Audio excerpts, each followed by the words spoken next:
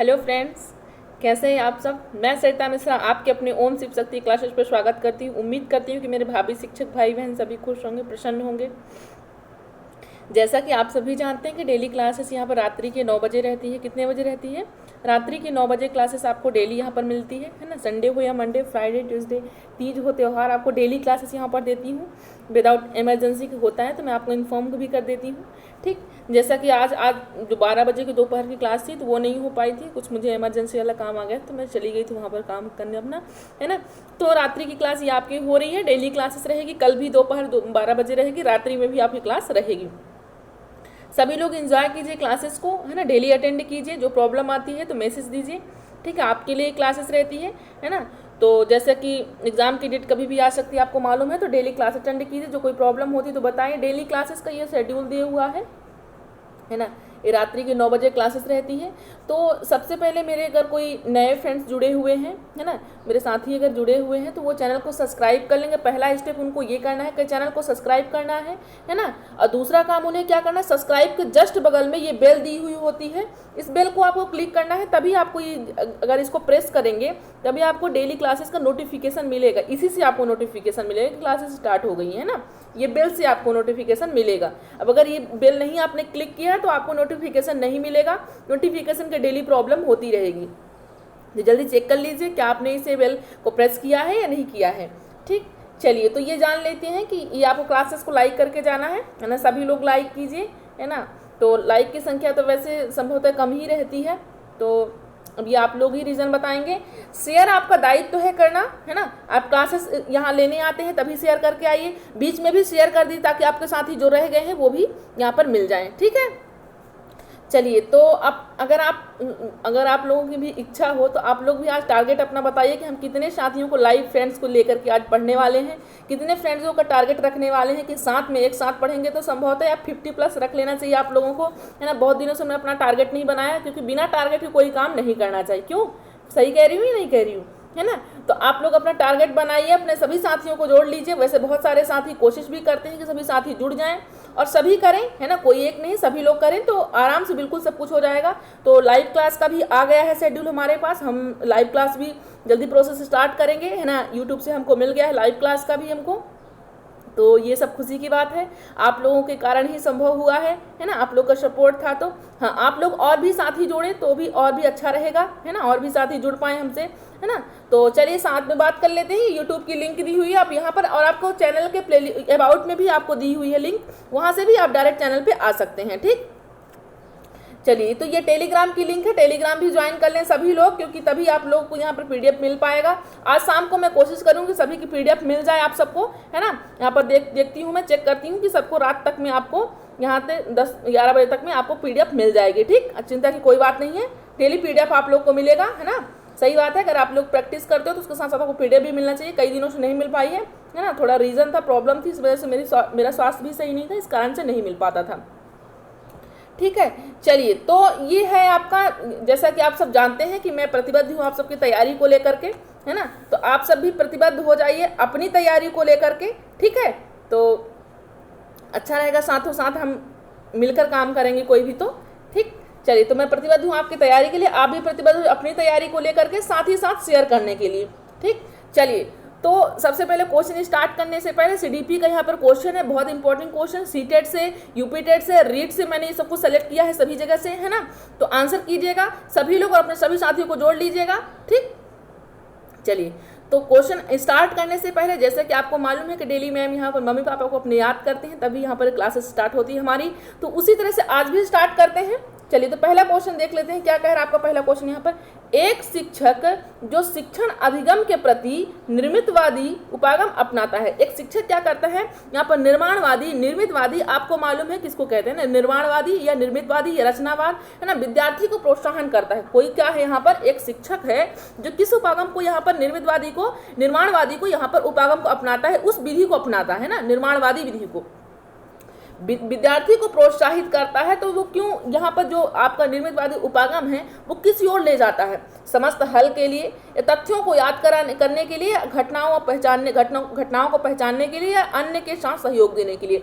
आपका जो निर्माणवादी होता है, रचनावाद होता है, वो किस पर फोकस करता है? आपको ये मालूम है कि निर्माणवादी एक पॉजिटिव टर्म्स है, मतलब एक पॉजिटिव मेथड है, आपको नेगेटिव की ओर वो नहीं ले जाती है ना, करके सीखने पर बल देती है, साथ ही साथ आपको ग्रुपिंग में भी सिखाने का बल देती है, और आपके लिए पॉजिटिव है वो मेथड, है ना। तो यहाँ पर देख लीजिए राइट ऑप्शन क्या हो जाएगा, बताएं, आंसर करें सभी लोग,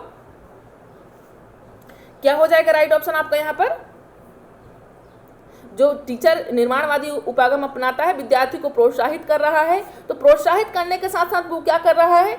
अन्य के साथ सहयोग देने के लिए वो भी प्रोत्साहित। ऑप्शन नंबर डी आपका यहाँ पर राइट हो जाएगा, क्योंकि समस्त हल की बात यहाँ पर बातचीत नहीं है, तथ्यों को मेमोराइजेशन के लिए भी बात नहीं है, घटनाओं को सिर्फ पहचानने से आपको सब कुछ नहीं, हाँ यहाँ पर कोऑपरेट करने के लिए सभी को साथ पर यहाँ पर ले चलने की बात ये जरूर करता है। ऑप्शन नंबर डी आपका यहाँ पर राइट हो जाएगा। ठीक, चलिए तो हम बात कर लेते हैं, नेक्स्ट क्वेश्चन की बात कर लेते हैं। क्या कह रहा है नेक्स्ट क्वेश्चन आपका यहाँ पर, है ना। उम्मीद करती हूँ आपको समझ में आया होगा कि क्वेश्चन क्या कहना चाहता है ना। यहाँ पर जॉन डीबी भी यहाँ निर्माणवादी पर बात करते हैं, है ना। बहुत सारे ऐसे मनोवैज्ञानिक है, जैसे निर्माणवादी की जब बात आएगी, है ना, तो जॉन डीबी भी जी हैं, है ना। प्रगतिशाली शिक्षा वो भी इसी में इंक्लूड है ना। साथ ही साथ आपके जैसे जीन पियाजे है ना, जीन पियाजे भी क्या करते हैं, रटने पर बात फोकस नहीं करते, वो भी निर्माणवादी की तरह ही वो फोकस करते हैं। ध्यान दीजिएगा, है ना।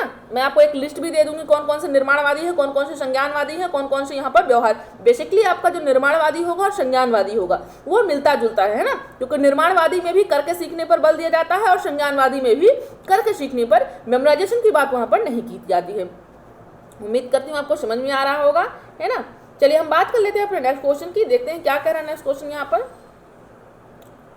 तो देखिए ये संप्रेषण है ना, संप्रेषण के साधन क्या क्या होते हैं, संकेत क्या है, संप्रेषण क्या है ना।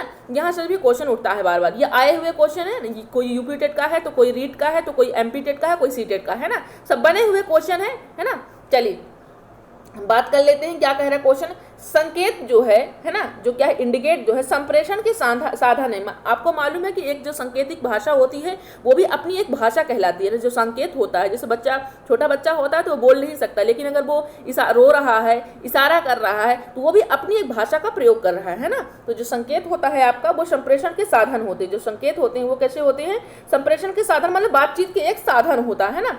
तो मुख्य संकेतों में हम सम्मिलित कर सकते हैं, मुख्य संकेतों में हम सम्मिलित कर सकते हैं, क्या कर सकते हैं, आंसर कीजिए सभी लोग। तो मुख्य संकेतों में हम सम्मिलित कर सकते हैं, संकेत जो होता है संप्रेषण के साधन होते हैं। अब मुख्य संकेतों में हम क्या क्या इंक्लूड कर सकते हैं, बोले गए शब्द, ये भी आपको मालूम है कि एक संकेत है, एक संप्रेषण का साधन है। बोले गए, आपने शब्द बोला तो भी आपको सामने वाला आपकी बात को समझ गया है, आपके हाव भाव को समझ गया है। चिन्ह भी एक क्या है, जैसे आपने क्या किया, आप जैसे मल्टीप्लिकेशन करना है आपको एडिशन करना, जो भी करना है आपको, तो आपने क्या किया, 2+2 प्लस का आपने साइन लगाया, चिन्ह लगाया, मतलब आप यहाँ पर जोड़ रहे हो, आप बोल भी नहीं रहे हो, सिर्फ रिटर्न आप कर रहे हो, सिर्फ क्या कर रहे हो, 2 यहाँ पर 2+2 = 4, है ना। आपने कुछ बोला नहीं, बल्कि आपने इतना लिख दिया 2+2, तो सामने वाला बच्चा अगर छोटा भी होगा तो वो क्या कर देगा, 4 कर देगा। मतलब आपने नहीं भी बोला तब भी चिन्ह के माध्यम से वो समझ गया। हाव भाव भी अपने आप में एक संकेत है, इसीलिए इसका राइट ऑप्शन क्या हो जाएगा, ऑप्शन नंबर डी इसका राइट हो जाएगा। ये चारों आपके साधन है संप्रेषण के, है ना। राइट ऑप्शन क्या हो जाएगा, ऑप्शन नंबर डी आपका यहाँ पर राइट हो जाएगा। तो चलिए हम बात कर लेते हैं नेक्स्ट क्वेश्चन की, क्या कहता है नेक्स्ट क्वेश्चन। देखिए फिर यहाँ पर निर्माणवादी की बात आ गई है, गेस्टाल्टवादी की बात आ गई है, व्यवहारवाद की बात आ गई है। देखिए ध्यान दीजिएगा, है ना। यहाँ से क्वेश्चन बहुत ज़्यादा बनते हैं, तो आप लोगों को ध्यान देना है कि क्वेश्चन क्या कहना चाहता है, क्वेश्चन किसी और इंडिकेट करना चाहता है ना। तो पढ़ाई आपको मालूम है कि यहाँ पर क्वेश्चन करते हो, लेकिन आपको चीज़ों को समझना भी बहुत ज़्यादा जरूरी है ना। आपको रटना नहीं है, वनली समझना है, समझ के आप कहीं भी आंसर कर सकते हो, है ना। चलिए तो देख लेते हैं क्वेश्चन क्या कह रहा है। किस मनोवैज्ञानिक के स्कूल के अनुसार शिक्षण प्रक्रिया का केंद्र बालक है। कौन से मनोवैज्ञानिक हैं जो स्कूल में क्या होने, जो स्कूल की शिक्षण प्रक्रिया होती है वहाँ का सेंटर किसको माना जाता है, किस पर अधिकार माना जाता है, वो केंद्र बालक है। ये कौन ऐसा कहता है, कौन सा ऐसा वाद है, कौन सा ऐसा यहाँ पर विधि है, ये मेथड है, या कौन से ऐसे लोग हैं जो ये कहते हैं कि जो शिक्षण प्रक्रिया का मेन सेंटर होना चाहिए वो किस पर फोकस होना चाहिए, बच्चे पर फोकस होना चाहिए। कौन सा ऐसा वाद कहता है, आंसर कीजिए। गेस्टाल्टवाद कहता है, या निर्मितवाद कहता है, या व्यवहारवाद कहता है, या इनमें से कोई नहीं। आंसर करें सभी लोग। बच्चे केंद्र में बच्चे की बात आएगी तो कौन सा यहाँ पर वाद हो जाएगा आपका right option? Option number B आपका राइट।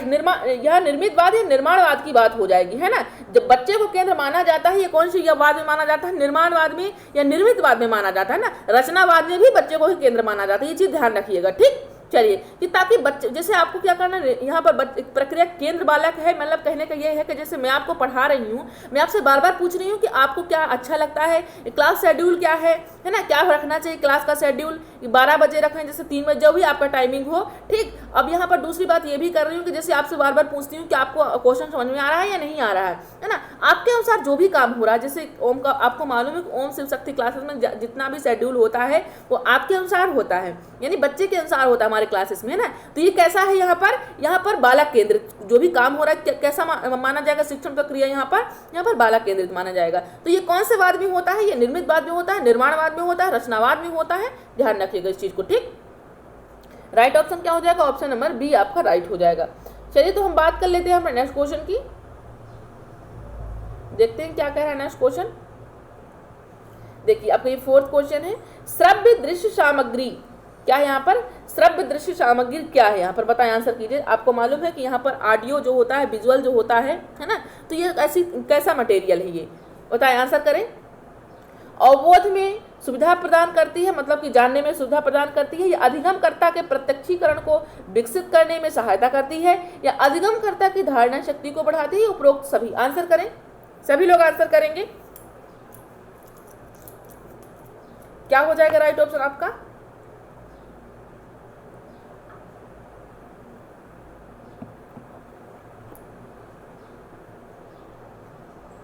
तो श्रव्य दृश्य सामग्री अवबोध में सुविधा प्रदान करती है, सही बात है। अधिगमकर्ता के प्रत्यक्षीकरण को विकसित करने में सहायता करती है, ये भी सही बात है, क्योंकि आप सब चीजों को प्रत्यक्ष देखते हो। जैसे मैं आपको क्या करूं, जैसे आपको मालूम है प्रत्यक्ष विधि में क्या होता है, बेसिकली प्रत्यक्ष विधि में डायरेक्ट चीजों को दिखाया जाता है, उसके बाद आपको कॉन्सेप्ट सिखाया जाता है ना। जैसे मैं क्या करूँ, अगर यहाँ पर ऑडियो विजुअल की बात कर रही हूँ तो मैं आपको कोई यहाँ पर ऑडियो विजुअल का पिक लेकर के आऊँ, है ना। जैसे क्या है, ऑडियो में हेडफोन लेके आऊँ, है ना, विजुअल में आप यहाँ पर क्या ले आऊँ, टेलीफोन ले आऊँ, टेलीविजन ले आऊँ, है ना, ये सारी चीज़ों को यहाँ पर टीवी का ले आऊँ, यहाँ पर सारी चीज़ें आपको ला करके दिखाऊँ, तो प्रत्यक्ष दिखाऊँ। श्रव्य दृश्य सामग्री की बात करूँ और साथ ही साथ में उनकी सामग्री को भी लेकर के आपको दिखाऊँ, तो ये चीज़ क्या हो रहा है, प्रत्यक्ष हो रहा है। अधिगमकर्ता की धारणा शक्ति को बढ़ाती है, बिल्कुल सही बात है। अगर आपने चीज़ों को देख लिया है कहीं पर, वैसे आपको जी की कोई बात कही जाएगी कि ताजमहल कहाँ है, तो आपको मालूम नहीं पड़ेगा, लेकिन अगर आपने ताजमहल जाकर के देखे होंगे अगर, है ना, तो वहाँ पर क्या क्या क्वालिटी है आपको सब मालूम पड़ जाएगा, ठीक है, क्योंकि आपने प्रत्यक्ष वहाँ पर धारणा देख ली, वहाँ की धारणा जो है अपने मन में बिठा लिया है आपने, यहाँ पर ऐसी चीज़ है। तो राइट ऑप्शन आपका क्या हो जाएगा यहाँ पर? ऑप्शन नंबर डी, उपरोक्त सभी हो जाए, क्योंकि ये सभी यहाँ पर विशेषताएं होती हैं श्रव्य दृश्य सामग्री में, ठीक। चलिए हम बात कर लेते हैं नेक्स्ट क्वेश्चन की, देखते हैं क्या कह रहा है नेक्स्ट क्वेश्चन यहाँ पर। निम्नलिखित में से कौन सा सूचना प्रक्रिया शिक्षण प्रतिमान का उदाहरण? किसका? सूचना प्रक्रिया का, है ना। कौन सी प्रक्रिया का? सूचना प्रक्रिया का। आंसर करेंगे सभी लोग कि कौन सा यहाँ पर एग्जाम्पल है सूचना प्रक्रिया का। सामाजिक अंतःक्रिया प्रतिमान, या निष्पत्ति प्रत्यय प्रतिमान, या प्रयोगशाला शिक्षण, या समूह अन्वेषण? आंसर कीजिएगा, सभी लोग आंसर करेंगे।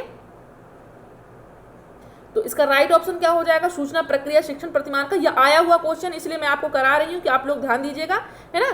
तो राइट ऑप्शन इसका क्या हो जाएगा? ऑप्शन नंबर निष्पत्ति प्रत्यय, इसका यहाँ पर जो एग्जाम्पल हो जाएगा। किसका? सूचना प्रक्रिया का कौन सा एग्जाम्पल हो जाएगा? निष्पत्ति प्रत्यय हो जाएगा, है ना। चलिए हम बात कर लेते हैं नेक्स्ट क्वेश्चन की। जब पूर्व का अधिगम क्या है यहाँ पर? जब पूर्व का अधिगम नई स्थितियों में सीखने पर किसी भी प्रकार से कोई प्रभाव नहीं डालता तो यह कहलाता है। आपको मालूम है कि सीखने का वक्र से भी क्वेश्चन बनता है।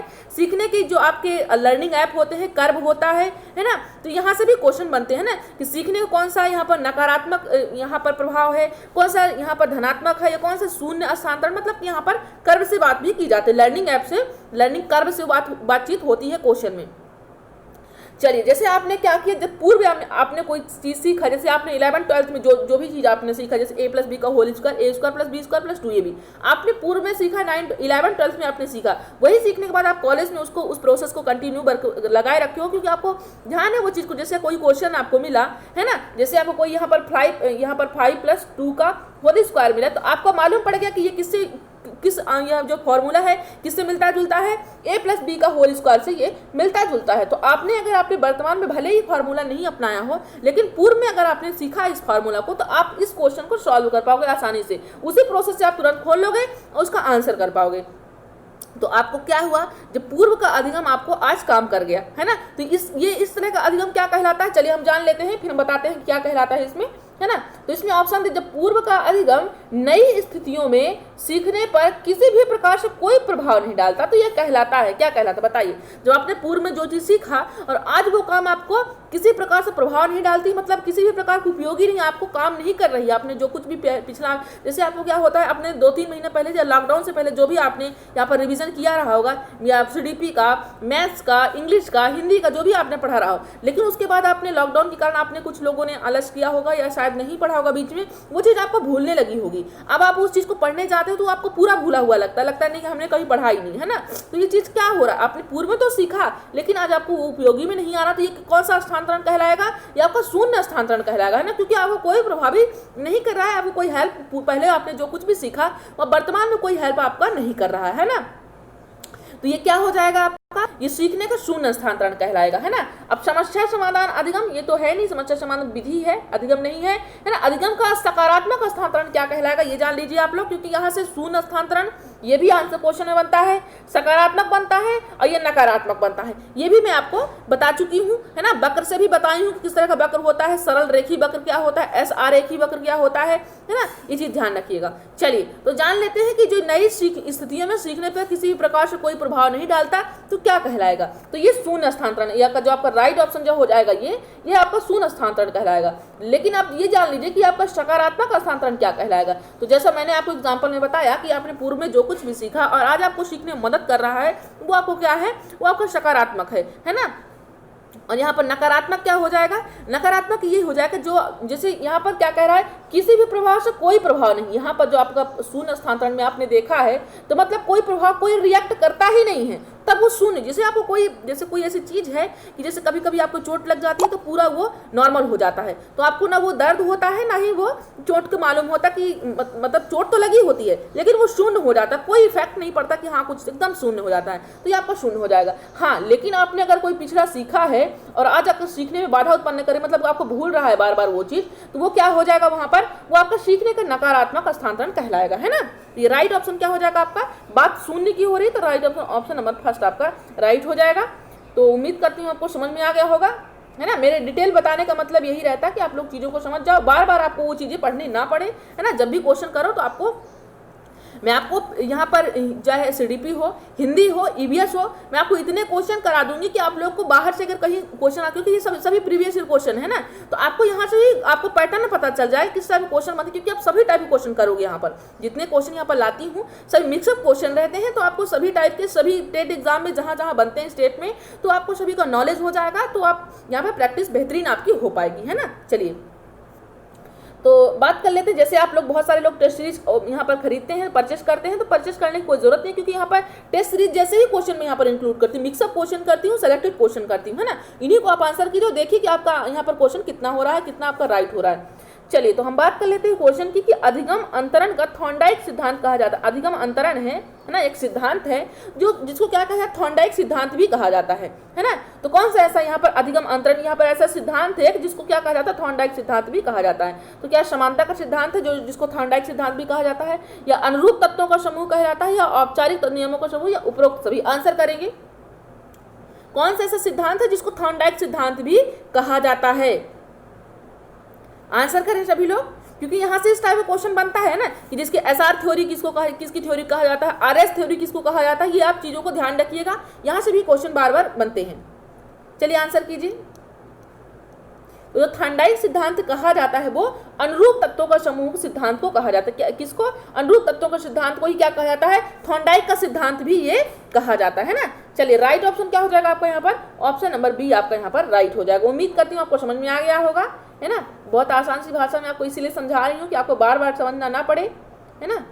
बस रिवीजन कर लेंगे, हम एग्जाम टाइम पे ही इतना रिवीजन करेंगे कि आपको यहाँ पर कोई चीज़ की प्रॉब्लम ही नहीं होगी, है ना। तो कल मॉर्निंग की जो क्लास रहेगी तो देखती हूँ हिंदी की रहेगी, शायद तक हिंदी व्याकरण की रहेगी। आप लोग सभी लोग यहाँ पर ज्वाइन कीजिएगा ना। बहुत सारे फ्रेंड्स कहते हैं कि हिंदी व्याकरण की कब होगी, तो कल मॉर्निंग की जो 12 बजे की दोपहर की क्लास रहेगी तो वो आपकी हिंदी व्याकरण की रहेगी। सभी लोग ज्वाइन कीजिएगा, सभी लोग क्लास अटेंड कीजिए। क्लास में संख्या कम रहती है तो आप लोग क्लास की संख्या कम ना करें, है ना। क्योंकि कल मैं कॉन्सेप्ट क्लास भी दी थी, यहाँ पर आपको सुबह भी दी थी, रात्रि में भी दी थी, तो भी आप लोगों की संख्या कम थी। ये मैंने देखा, कॉन्सेप्ट क्लास में आप लोगों की संख्या कम हो जाती है, तो बिल्कुल गलत बात है। आपको कॉन्सेप्ट ही जीवन में आगे ले जाएगा, है ना।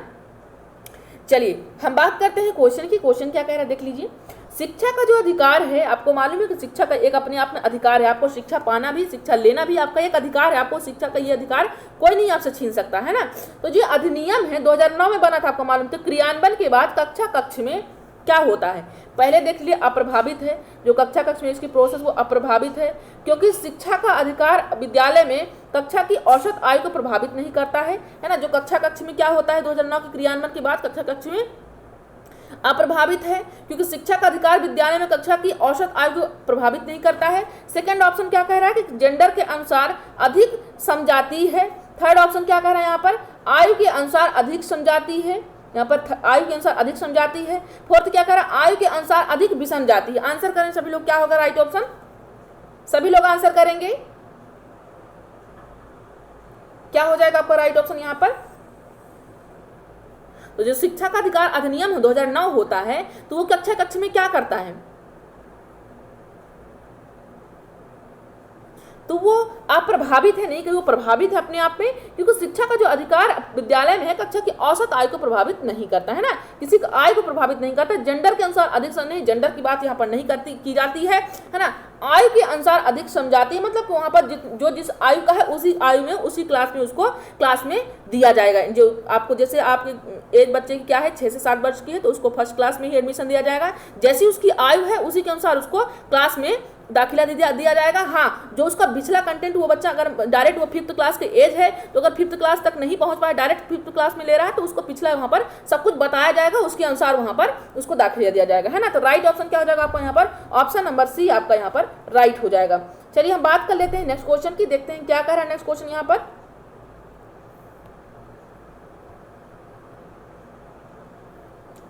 देखिए, बालकों का मुफ्त एवं अनिवार्य शिक्षा का अधिकार क्या है। बालकों, यहाँ पर बालकों का मुफ्त एवं अनिवार्य शिक्षा का अधिकार 2009 में से निम्न में से किस पर ध्यान नहीं दिया गया है। बालकों क्या है, मुफ्त एवं अनिवार्य शिक्षा का जो अधिकार है 2009 में जो दिया गया है, तो निम्न में से किस पर ध्यान नहीं दिया जाता है। आंसर कीजिएगा सभी लोग। अध्यापकों को प्रशिक्षण की सुविधा प्रदान करना, इस पर ध्यान नहीं दिया जाता, या घुमंतु बालकों के प्रवेश को सुनिश्चित करता हो, जो घूमने वाले बच्चे होते हैं उनके प्रवेश को सुनिश्चित करता है। ध्यान नहीं दिया गया है, इसकी बात किया गया। जो 2009 में RTI जो बना है, तो वो किस पर ऐसा जो यहाँ पर ऑप्शन दिया है जिस पर फोकस नहीं करता है, करने की बात नहीं करता है वो, है ना। तो अध्यापकों को प्रशिक्षण की सुविधा प्रदान करता है, ये आपको मालूम है। घुमंतु बालकों के प्रवेश को सुनिश्चित करता है, ये भी है कि बच्चे क्या करें, सभी को अनिवार्य शिक्षा कर दिया गया है ना। 6 से 14 वर्ष के सभी बच्चों को यहाँ पर अनिवार्य शिक्षा के तहत आपको सभी को शिक्षा देना अनिवार्य है। ठीक, चलिए एकेडमिक यहाँ पर कैलेंडर को निर्धारित करना, वो भी साल भर का जो सत्र का होता है वो भी कैलेंडर निर्धारित करती है, ये भी उसका दायित्व है ना, वो भी करता है। अब यहाँ पर होता क्या नहीं जान लीजिए, है ना, यहाँ पर जान लीजिए होता क्या नहीं है। तो ये 14 वर्ष के जो पश्चात होती है यहाँ पर शिक्षा जो है उस पर वो फोकस अभी नहीं किया है। 6 से 14 वर्ष की किया, लेकिन 14 वर्ष के पश्चात में यहाँ पर नहीं किया गया। राइट ऑप्शन क्या हो जाएगा, ऑप्शन नंबर डी यहाँ पर आपका राइट हो जाएगा। उम्मीद करती हूँ आपको समझ में आया होगा, है ना। चलिए हम बात कर लेते हैं नेक्स्ट क्वेश्चन की। क्या कह रहा है नेक्स्ट क्वेश्चन आपका,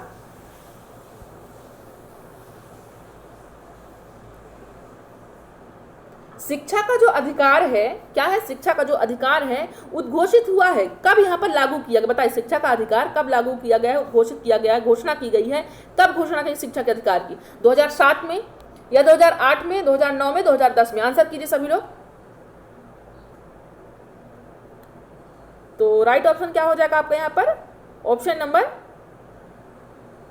आंसर करेंगे सभी लोग, ऑप्शन नंबर सी यहाँ पर आपका राइट हो जाएगा, है ना। क्या हो जाएगा, ऑप्शन नंबर सी आपका यहाँ पर राइट होगा, है ना। यही 2009 में ही क्या शिक्षा का अधिकार जो है उद्घोषणा यहाँ पर की गई थी, है ना। चलिए अब पूरे देश में कब लागू की गई थी, 1 अप्रैल 2010 को लागू की गई थी, ये भी ध्यान रखिएगा, ठीक, क्योंकि यहाँ से भी क्वेश्चन बार बार बनते हैं, इस चीज को आपको ध्यान में रखना है। चलिए हम बात कर लेते हैं नेक्स्ट क्वेश्चन की।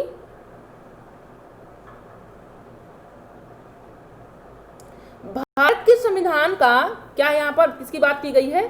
भारत के संविधान की बात की गई है ना। किसकी बात की गई है? भारत के संविधान की बात की गई है। तो आंसर करेंगे सभी लोग। भारत के संविधान का कौन सा अनुच्छेद शिक्षा के अधिकार का प्रावधान करता है? अनुच्छेद 19, अनुच्छेद 20 या अनुच्छेद 21 का? ये आपका का है, ध्यान रखिए, या नहीं है, ये आपका का है। अनुच्छेद 21 का या अनुच्छेद 32? आंसर करें सभी लोग, जो फ्रेंड्स वहां पर आंसर करें कि संविधान में कौन सा ऐसा अनुच्छेद है जो शिक्षा के अधिकार की बात करता है या प्रावधान उन्होंने किया है। आंसर करें। तो आपका राइट ऑप्शन क्या हो जाएगा यहाँ पर कि किसमें बात की गई है? अनुच्छेद 21 के का में बात की गई, शिक्षा के अधिकार की बात की गई है। हम किसी दिन आरटीआई पे भी बात कर लेंगे कि आरटीई क्या है, क्या क्या प्रोसेस की गई है, क्या क्या यहाँ पर बताया गया है। हाँ, चूंकि आप लोगों की यहाँ पर कॉन्सेप्ट क्लास में संख्या कम हो जाती है, इसलिए मैं कोशिश करती हूँ कि कॉन्सेप्ट क्लास अब आपको कम ही मिले, है ना। तो आप लोग की इच्छा के अनुसार ही होगा यहाँ पर जो भी क्लासेस रहेगी आपकी, तो है ना, क्योंकि आप लोग यहाँ पर जिसमें क्लास को रुझान बनाए वही क्लास रहेंगी, है ना। चलिए बात कर लेते हैं नेक्स्ट क्वेश्चन की, क्योंकि यहाँ पर सब कुछ बताया गया है कितने घंटे टीचर के लिए होना चाहिए क्लासेस में, सप्ताह में कितने दिन होने चाहिए और पूरे सत्र में कितने दिन क्लासेस होनी चाहिए, कितने दिन प्राथमिक स्तर पर होने चाहिए, कितने उच्च प्राथमिक, सब कुछ डिटेल में बताया गया है आरटीई में। मैं आप कहोगे तो मैं आप कौन से क्लास किसी दिन दे दूंगी, है ना। चलिए, या फिर आप कहोगे तो मैं एमसीक्यू के तहत ही आप सबको समझा दूंगी, है ना, जो आपको पसंद लगेगा, क्योंकि यहाँ पर बाल केंद्रित शिक्षा है ना, शिक्षक केंद्रित नहीं है, बाल केंद्रित है। ये चीज आपको ध्यान में रहना चाहिए। चलिए क्वेश्चन की बात कर लेते हैं कि निःशुल्क एवं अनिवार्य शिक्षा बालकों का अधिकार 2009 के अंतर्गत किसी भी अध्यापक को निम्न में से किस कार्य के लिए नहीं लगाया जा सकता? क्या है? निःशुल्क एवं अनिवार्य शिक्षा बालकों का अधिकार 2009 के अंतर्गत किसी भी अध्यापक को निम्न में से किस कार्य के लिए, मतलब कि 2009 जो आरटीई बना था तो शिक्षकों कौन सा ऐसा कार्य है वहां पर लगाया नहीं जाता। टीचिंग में तो मालूम है आपको कि टीचर ही पढ़ाता है, स्कूल में टीचर ही पढ़ाएगा, लेकिन और कौन सा यहाँ पर फील्ड है जहाँ पर टीचर को कार्य में नहीं लगा, वहां पर उस कार्य को टीचर को नहीं दिया जाता। तो आंसर कीजिएगा। 10 वर्ष पश्चात होने वाली जनगणना है, मतलब कि जो आपके यहाँ पर जनगणना होती है उस पर 10 वर्ष पश्चात जो होती है जनगणना, उसमें टीचर की ड्यूटी नहीं लगाई जाती। या आपदा रहित कार्य में, यहाँ पर कोई आपदा रहित कोई कार्य हो जाता है वहां पर नहीं लगाई, चुनाव संबंधी कार्य में, या फिर पल्स पोलियो कार्यक्रम में। आप आंसर कीजिए सभी लोग, या पल्स पोलियो कार्यक्रम में। आंसर करेंगे सभी लोग, क्या होगा राइट ऑप्शन? कौन सा ऐसा ऑप्शन जिसमें टीचर की ड्यूटी नहीं लगाई जाती आरटीई 2009 के अनुसार? तो पल्स पोलियो कार्यक्रम में ये नहीं लगाया क्योंकि इनके लिए अलग से ही लगाई जाती है ड्यूटी, जो पल्स पोलियो यहाँ पर पोलियो पिलाने आते हैं ना, आपको ये मालूम है। चुनाव संबंधी कार्यक्रम में भी लगाई जाती है, जनगणना में भी लगाई जाती है, आपदा रहित कार्य में भी यहाँ पर लगाई जाती है, और नहीं ना किसमें नहीं लगाया जाता, पल्स पोलियो में ये ड्यूटी नहीं लगाई जाती टीचर्स की। ठीक, उम्मीद करती हूँ आपको समझ में आ रहा होगा, है ना। चलिए, तो ये सब आए हुए क्वेश्चन आपको ध्यान रखना है। मैं पानी पी लेती हूँ, तब तक आप लोग सभी लोग अपने फ्रेंड्सों को शेयर करके आइए। जिस प्लेटफॉर्म में आप लोग एक्टिव रहते हैं, जितने नए साथी जुड़ते जा रहे हैं, जो लोग शेयर कर दिए ठीक है, जो लोग नहीं किए हैं, जो लोग नए साथी जुड़ते जा रहे हैं वो सभी लोग शेयर करके आए। एक बार ईमानदारी से आप लोग शेयर करके आइए, क्योंकि मैं अपनी ईमानदारी बनाए रखी हूँ, आपको डेली क्लासेस दे रही हूँ। ठीक, आप लोग भी शेयर करके आए। चलिए,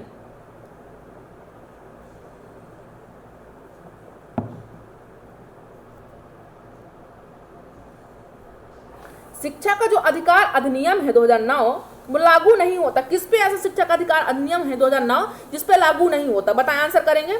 निःशक्त बच्चों पर, या 6 से 14 वर्ष आयु वर्ग वाले बच्चों पर, या 14 से 18 वर्ष आयु के बच्चों पर, या बच्चों की नियमित उपस्थिति? आंसर करेंगे सभी लोग। आंसर करें कि शिक्षा का अधिकार अधिनियम 2009 लागू नहीं होता। किस पे लागू नहीं होता? निःशक्त जनों पर, जो बच्चे कैसे होते हैं, असहाय होते हैं, निःशक्त होते हैं, पैर हाथ जिनके मतलब विकलांग होते हैं, ऐसे बच्चों पर नहीं लागू होता। ये 6 से 14 वर्ष आयु के वर्ग के बच्चों को नहीं होता है। ये 14 से 18 वर्ष आयु के वर्ग के बच्चों को नहीं होता है। ये बच्चों की नियमित उपस्थिति। आंसर करें तो क्या होगा राइट ऑप्शन? आंसर करें।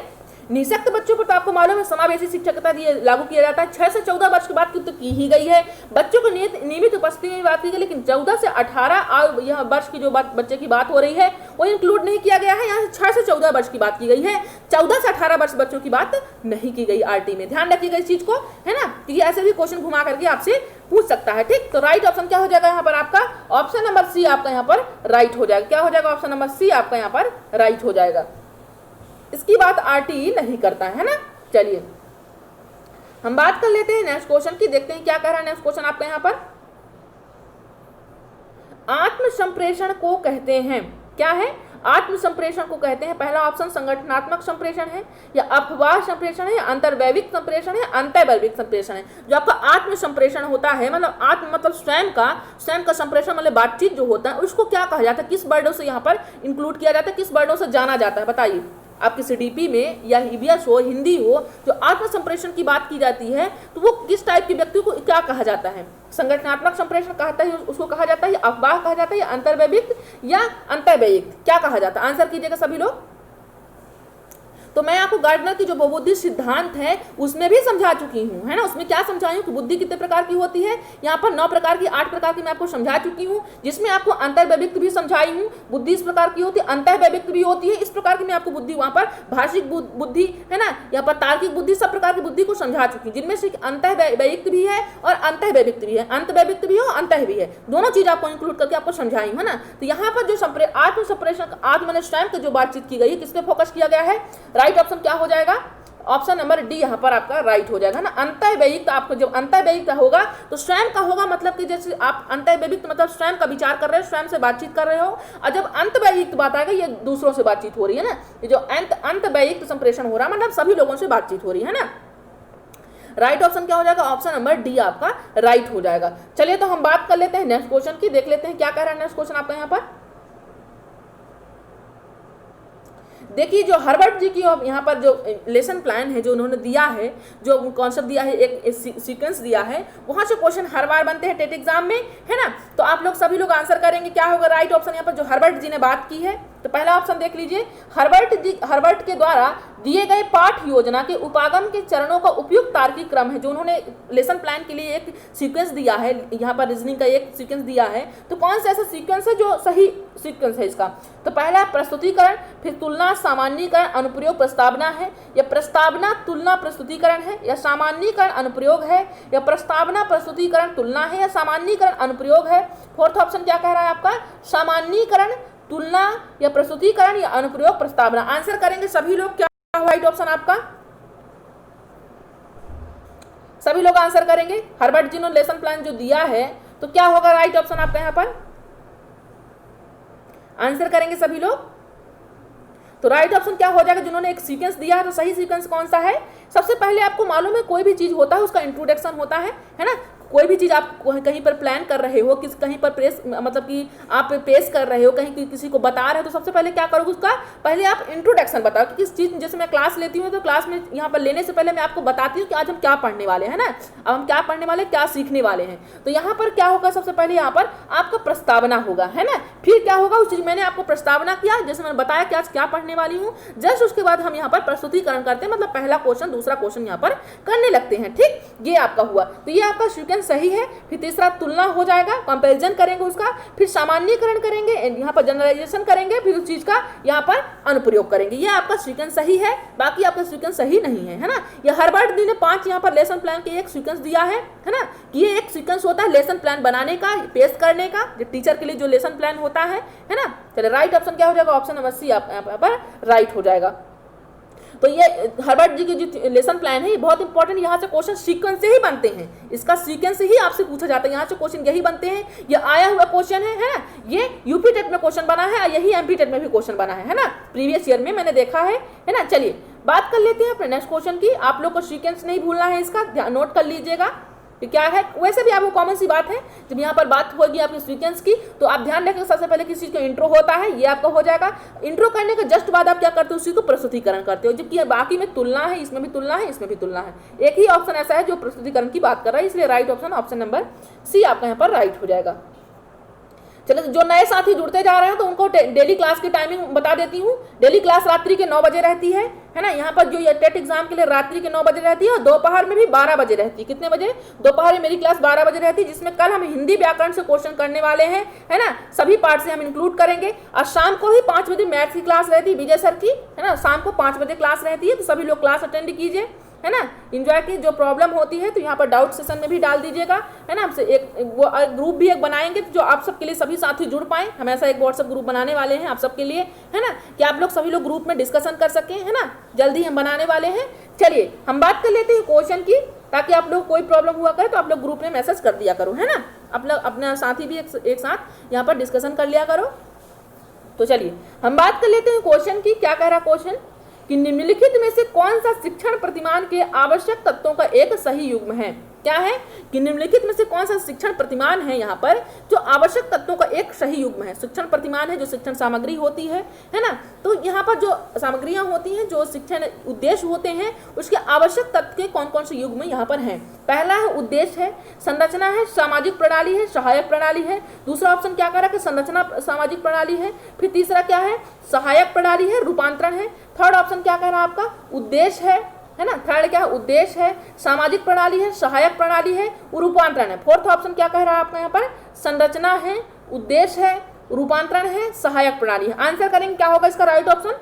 सभी फ्रेंड्स आंसर करेंगे कि आपका जो शिक्षण प्रतिमान का आवश्यक तत्व है, सही युग्म है, तो इसका राइट ऑप्शन क्या होगा, बताएं क्या हो जाएगा राइट ऑप्शन। आपका right option option number first हो जाएगा, है ना। किसी चीज का आपको मालूम है कि सबसे पहले क्या मालूम होना चाहिए आपको, यहाँ पर उद्देश्य उसका मालूम है कि आखिर आप क्या करने वाले, है ना। तो किसी भी शिक्षण आप उद्देश्य है, शिक्षण उद्देश्य का सबसे पहले क्या होना चाहिए, उद्देश्य होना चाहिए कि आप किस फील्ड में काम करने वाले। उद्देश्य के बाद एक उसका क्या करोगे, एक मॉडल बनाओगे, एक संरचना बनाओगे, है ना। फिर उसको क्या करोगे, सामाजिक प्रणाली, फिर उसका सहायक प्रणाली, इस चीज को आप वहां पर इंक्लूड करोगे किसमें, शिक्षण प्रतिमान में। राइट ऑप्शन क्या हो जाएगा यहाँ पर आपका, ऑप्शन नंबर ए आपका सॉरी। तो राइट ऑप्शन ऑप्शन नंबर यहाँ पर फर्स्ट आपका राइट हो जाएगा। चलिए हम बात कर लेते हैं नेक्स्ट क्वेश्चन की। तो ऐसी सर्दी खांसी है, आप लोग डरिएगा नहीं, बिल्कुल स्वस्थ हूँ, है ना। पहले से बेटर फील कर रही हूँ, थोड़ा बीच में मेरी ज़्यादा ही फीवर बढ़ गई थी, तो अब थोड़ा नॉर्मल हूँ, है ना।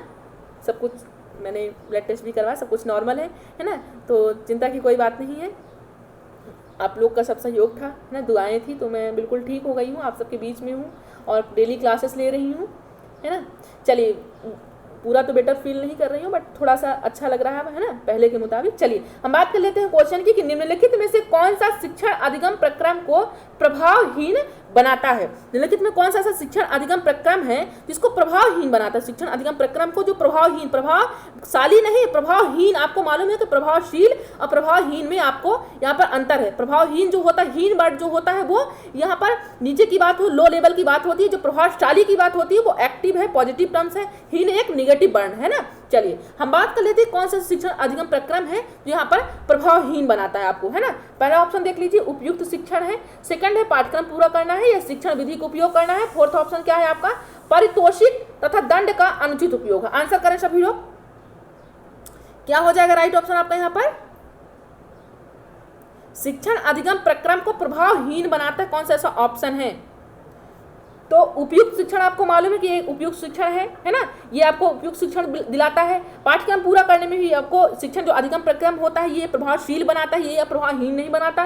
पाठ्यक्रम शिक्षण विधि का उपयोग भी जो हम करते हैं प्रभावहीन प्रभावशील में करते हैं, क्योंकि आप जितनी भी शिक्षण विधियों का प्रयोग करते हो वो आप एक्टिव करने के लिए बच्चा चीजों को ऑब्जर्व कर पाए, सीख पाए, है ना, इसलिए करते हो। पारितोषिक दंड, दंड की बात की गई है तो ये मालूम नहीं है आपको, ये तो होना चाहिए कि प्रभावहीन आपको बनाएगा। दंड आपको प्रयोग नहीं करना है किसी बच्चे के लिए, है ना, क्योंकि बच्चा अपने आप सीख जाएगा, दंड नहीं देना है। ये अनुचित है आपके लिए, है ना। क्या है यहाँ पर, अनुचित है। यहाँ पर राइट ऑप्शन क्या हो जाएगा, ऑप्शन नंबर डी। ये आपको शिक्षण अधिगम प्रक्रिया में नहीं बताया गया है कि आप बच्चे को दंड करके, मार पिटाई करके आप बच्चे को सिखाओ, है ना।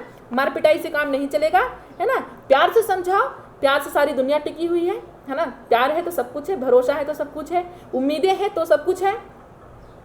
तो पिटाई तो नहीं करनी चाहिए किसी की भी, है ना। आपसे अभी छोटा अगर भाई बहन आपके हों, अगर आप किसी को पढ़ा रहे हो, समझा रहे हो, तो पिटाई बिल्कुल ना करें, उसको समझाएं, वो भी प्यार से समझाएं तो बिल्कुल समझ जाएगा, है ना।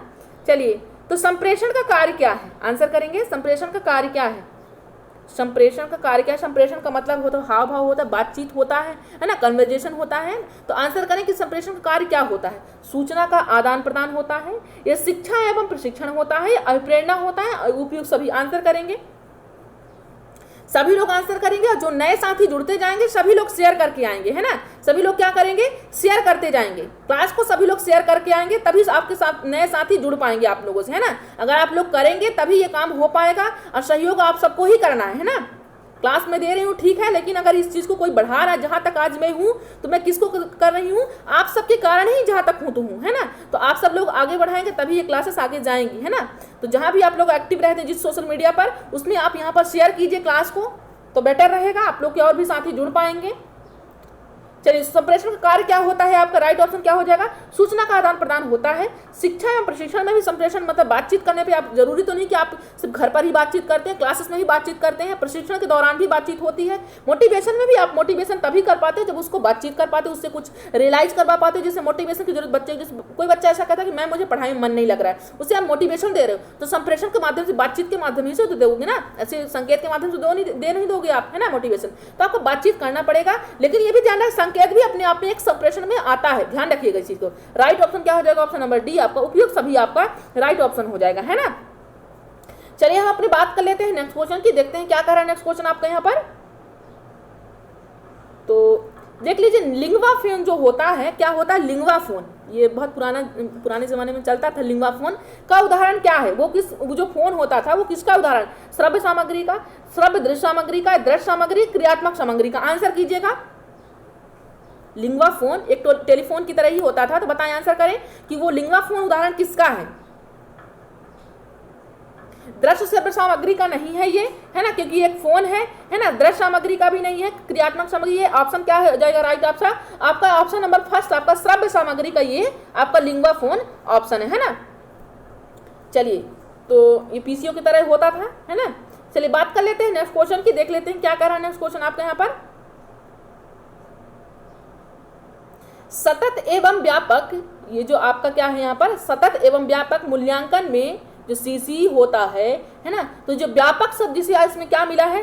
सतत एवं व्यापक मूल्यांकन। तो ये व्यापक वर्ड है, ये व्यापक वर्ड से क्या मतलब है, क्या सेंस दिखा रहा है? आंसर करेंगे सभी लोग।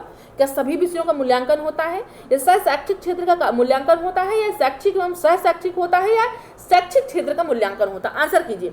शैक्षिक का मतलब जो एजुकेशनल से रिलेटिव है, या आपका सर्वांगीण विकास पे फोकस करता है, किस पे फोकस करता है? आंसर कीजिएगा आप, सभी लोग आंसर करेंगे। आपका राइट ऑप्शन क्या होगा? जो सीसी होता है, तो जिसमें जो व्यापक होता है वो किस पे फोकस करता है, किस शब्दावली से तात्पर्य होता है इसका? तो राइट ऑप्शन आपका क्या होगा यहाँ पर? ऑप्शन नंबर सी यहाँ पर आपका राइट होगा, है ना। शैक्षिक एवं सह शैक्षिक क्षेत्र का मूल्यांकन जो आपका सीसी कराता है, वो कौन से पार्ट कर आपका एजुकेशनल का भी कराता है ना, और आपके साथ सर्वांगीण विकास पर फोकस करता है। ये चीज आपको ध्यान रखना है। जो साथी नए जुड़े हैं, जो लोग शेयर नहीं किए हैं, शेयर करके आए, तब तक मैं पानी पी रही हूँ, है ना। चलिए शेयर करके आइए आप लोग।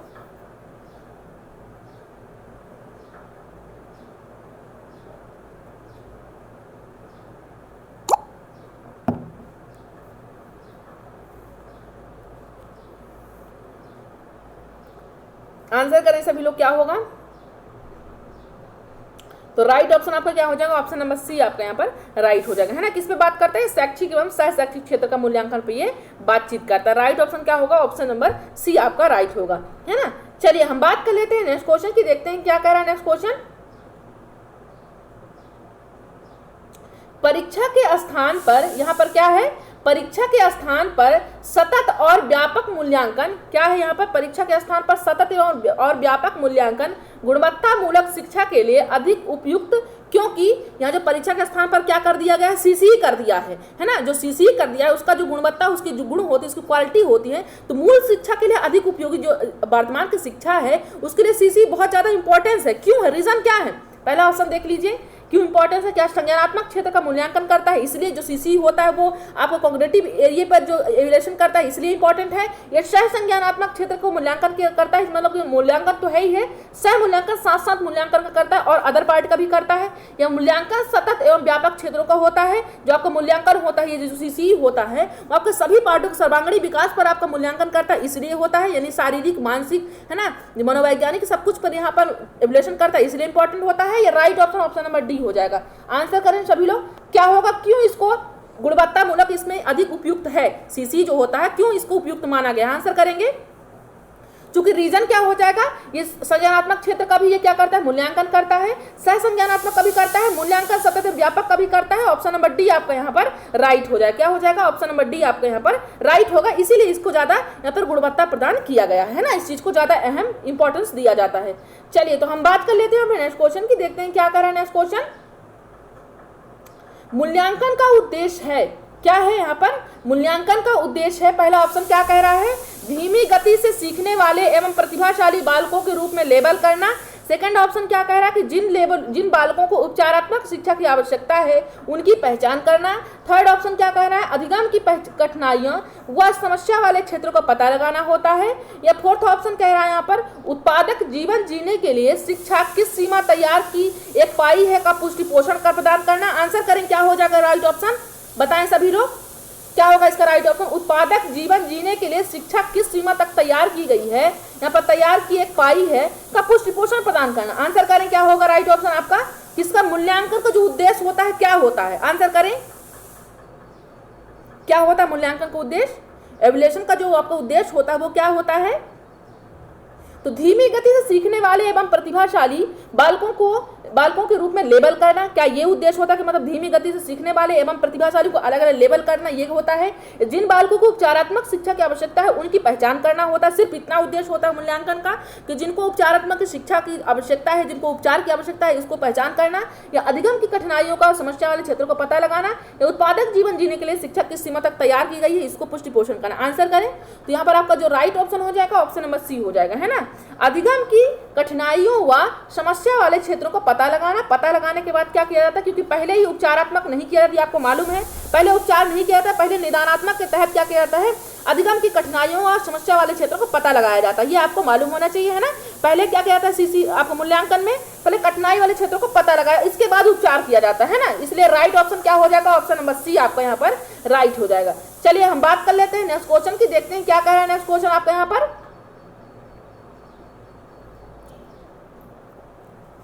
जो आपका ये योगात्मक मूल्यांकन होता है, क्या होता है योगात्मक मूल्यांकन का जो उद्देश्य होता है वो क्या होता है। पहला देख लीजिए यहाँ पर, समय विशेष एवं विभिन्न कार्यों पर एक विद्यार्थी में कितना अच्छा निष्पादन किया गया है उसका पता लगाना। जो योगात्मक मूल्यांकन मैंने आपको कल बताया है एवल्यूएशन में, मैंने क्या बताया, फॉर्मेटिव असेसमेंट और समेटिव असेसमेंट, है ना। रचनात्मक मूल्यांकन और योगात्मक मूल्यांकन मैंने आपको कल पढ़ाया है। जो दोपहर की क्लास 12 बजे की क्लास थी, मैंने उसमें आपको अच्छे से समझाया उस चीज को, है ना। विद डायग्राम मैंने आपको समझाया। तो अगर जो क्लासेस अटेंड नहीं किए हैं 12 बजे की कल क्लास को देख लेंगे, है ना। रात्रि की क्लास में मैंने कॉन्सेप्ट दिया है किसका, सभी हिंदी शिक्षण विधियों को बताया है। बहुत सारे साथी कहते हैं हिंदी शिक्षण विधियां समझाइए, तो कल मैंने बता दिया है। सभी लोग जो लोग नहीं देखे हैं तो दोपहर क्लास भी देख लेंगे और रात्रि की क्लास भी देख लेंगे, ठीक। तो बताइए यहाँ पर योगात्मक मूल्यांकन का जो उद्देश्य होता है वो क्या उद्देश्य होता है, आंसर करें सभी लोग। योगात्मक मूल्यांकन का उद्देश्य क्या होता है, सभी लोग आंसर करेंगे। क्या हो जाएगा राइट ऑप्शन आपका यहाँ पर। जो समेटिव असेसमेंट होता है तो उसका उद्देश्य क्या होगा, तो देख लीजिए, समय विशेष एवं विभिन्न कार्यों पर एक विद्यार्थी में कितना अच्छा निष्पादन किया गया है इसका पता लगाना होता है। या अगली इकाई के अनुदेशन से पूर्व प्रगति का पता लगाना, ये होता है आपका राइट ऑप्शन। या ऐसे विद्यार्थी का पता लगाना जो अपने साथियों के समकक्ष संप्राप्ति में कठिनाई का अनुभव कर रहे हों। ऐसे विद्यार्थी का पता लगाना होता है जो साथियों की अपने साथियों के समकक्ष क्या कर रहे हों, संप्राप्ति में कठिनाई का अनुभव कर रहे हैं, ऐसा है। ये फोर्थ ऑप्शन क्या कह रहा है यहाँ पर, अधिगम को सुगम बनाना एवं ग्रेड ना प्रदान करना। अधिगम क्या करना, अधिगम को सुगम बनाना एवं ग्रेड ना प्रदान करना। आंसर करें सभी लोग, क्या हो जाएगा राइट ऑप्शन आपका यहाँ पर, सभी लोग आंसर करेंगे। क्या हो जाएगा राइट ऑप्शन आपका यहाँ पर, तो ऑप्शन नंबर फर्स्ट आपका यहाँ पर राइट हो जाएगा। क्या हो जाएगा आपको यहाँ पर, ऑप्शन नंबर फर्स्ट यहाँ पर राइट हो जाना। योगात्मक मूल्यांकन का जो उद्देश्य होता है वो क्या होता है, समय विशेष एवं विभिन्न कार्यों पर एक विद्यार्थी में कितना अच्छा निष्पादन किया गया है उसका पता लगाना। मतलब यहाँ पर फीडबैक नहीं ले रहा है वो उसका पता लगा रहा है कि इसने कितना लिया, पास या फेल, उसका जो उस उद्देश्य होता है समेटिव असेसमेंट का, यही एम होता है। आपको ये नहीं कि आपको फीडबैक देगा, आपको वो क्या करेगा, वो आपको डायरेक्ट ये क्या करेगा, उसका अच्छा निष्पादन किया है उसका पता लगाएगा, है ना। इसलिए राइट ऑप्शन क्या हो जाएगा, ऑप्शन नंबर ए आपका यहाँ पर राइट हो जाएगा, है ना। चलिए तो देख लेते हैं नेक्स्ट क्वेश्चन क्या कह रहा है आपका यहाँ पर। निर्माणात्मक मूल्यांकन का जो उद्देश्य होता है क्या होता है, निर्माणात्मक मूल्यांकन का जो उद्देश्य होता है वो क्या होता है, बताइए, आंसर कीजिएगा। प्रगति पर गौर करना एवं उपचारात्मक अनुदेशन की योजना बनाना होता है। प्रगति पर क्या होता है, गौर करना होता है एवं उपचारात्मक अनुदेशन की योजना बनाना। जो निर्माणात्मक मूल्यांकन होता है उसका क्या उद्देश्य होता है, फिर विद्यार्थियों की समझ का पता लगाना होता है, या अध्यापक के उद्देश्यों की पूर्ति का पता लगाना होता है, या ग्रेड्स प्रदान करना होता है। आंसर करेंगे सभी लोग, क्या होता है निर्माणात्मक मूल्यांकन का उद्देश्य, तो क्या हो जाएगा राइट ऑप्शन, निर्माणात्मक मूल्यांकन का जो उद्देश्य होता है वो क्या होगा?